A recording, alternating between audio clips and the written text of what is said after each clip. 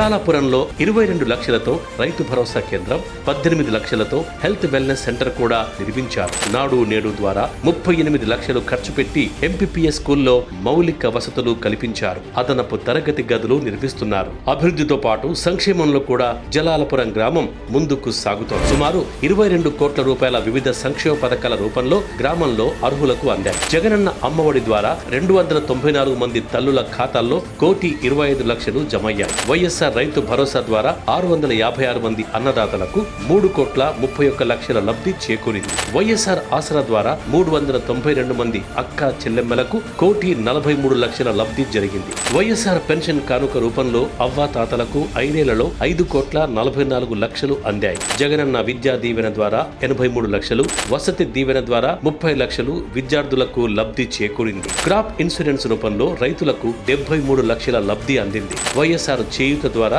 43 లక్షల సాయం అందింది. ఈబీసీ నేస్తం ద్వారా 40 లక్షలు, కాపు నేస్తం ద్వారా 8 లక్షలు అందారు.